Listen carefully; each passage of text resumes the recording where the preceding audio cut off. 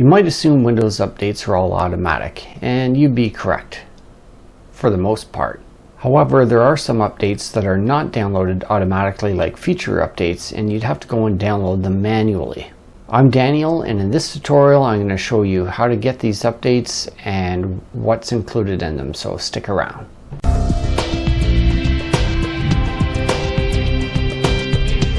So if you're not already sure how to check Windows updates, you would just go in your Start menu under the cog wheel and Update and Security, and it may take a few seconds and it'll tell you if there's any updates available or if you are up to date, such as it says here with a little green check mark, or it's actually a green circle with a white check mark if you want to get really technical. And it says when it checked last, so we're all good. Sounds great. But let's look down a little further. There's a feature update, and when you look a bit further down here, there's a link to download and install. So these would not install automatically until you click download and install. Microsoft has changed the way the updates are delivered multiple times over the years. So they had updates that were mandatory, push down, some recommended. You could pause them, you could postpone them, and then they took away the postponing feature and then they add it back in. And then they've got feature updates that are not installed automatically, but you have to click the button to download and install. But at some point in time, which is unknown, they're going to decide that it's required and they're going to push it down because the older version that you're on is not supported anymore, and they're going to force you to get that next feature update. So rather than wait until they push it on you, you really want to stay up to date as best you can. So if you go in here periodically, you can see if there's an update available and you can download and install that feature update.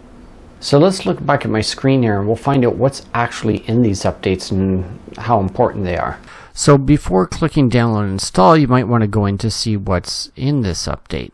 So if we click on this link, it takes you into their website here, which show you some of the key features. They don't get into great detail. As you scroll down, you'll see that one of the big feature updates now is using an external camera as the default for Windows Hello security. So if you didn't have a built-in webcam and you want to make use of the camera for facial recognition, then you can use an external camera now with this. Also, they've made some improvements to the Windows security that's built in for how it handles the scanning of documents so that you can get access to things much faster. So here it shows the Windows Defender Application Guard allows you to open documents faster while still checking for possible security concerns. Although if you're using your own antivirus program, then that should be doing the job anyway. So this is assuming you don't have your own antivirus installed and you're using their built-in security. But further down again, you can see to learn more about this update, so we can go into their blog.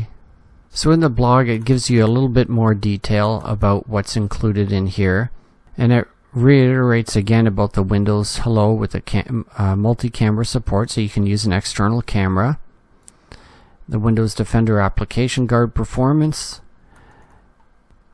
They also include an update to the Windows Management Instrumentation and Group Policy Service. It says it's going to be updating the performance on that.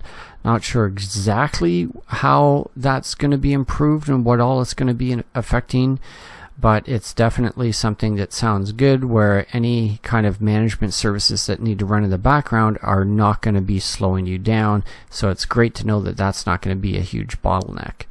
On another blog post that Microsoft has, I'll have it linked in the description below, it's got information about the actual 21H1 update in here that go into a little bit more detail. Rather than just talking about the external camera capability and the Windows Defender updates and that, they're going into many other updates, which there's quite a lot here. There's too many to mention. But you can go through this and see that they're definitely fixing a lot of stuff in this update. And that just shows why it's very important to stay up to date and have the latest security fixes. Because as you know from some of my other video posts I've done, that the vulnerabilities is what gets hackers into your computer. So you want to stay all patched up so that you do not have these vulnerabilities exposed. If you don't have the feature update for the 21H1 listed in here, or whatever the latest one is at the time you're watching this video, and you know that there's a new one out there that you want to get, and it's not here, you can go on to Windows download page here, which I'll have linked below in the description as well, and you can run the update from here and it'll download using the Update Assistant.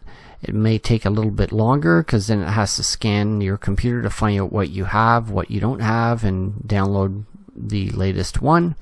Versus the Windows Update directly, it would already know what you have, and that's why it's there showing. If you scroll down a bit further, you'll see that you can create a Windows 10 installation media. So if you want to be able to install Windows using the latest feature update on any computer, then you can download the tool here and create an ISO file that you can then make a bootable USB or a CD from there. Looking at the Wikipedia site here, you can see the Windows 10 version history from when they came out, going from 1507, and they started changing the naming or numbering convention after the October 2020 update. They started naming it after the year, so it's 20H2. So they had the 20H1 and jumped into H2. Then they had now the 21H1, which of course came out in May 2021. So later this year, we're planning to get the 21H2, which will have another bunch of feature updates, including some security patches and such. So when you're ready to get this update, if you do have it in here, you can just hit download and install, and it just looks like it's installing the same as it does with any other Windows update that you would run. And it'll prompt you if and when it's ready to reboot. So in summary, it's a good idea to stay on top of your Windows updates for not only the feature updates, but the security, the stability, and the overall performance of your computer. The feature updates are just a really nice to have feature sometimes. So that's it for this tutorial, and I hope you did find it helpful. If you did, please do give it a thumbs up and consider subscribing and ring the bell to be notified every time we come out with a new video. Thanks so much for watching. We'll see you in the next one. Bye for now. That's pretty good. What was I gonna say about it? And we just cut this part of the video, which is why it's great we got video editing.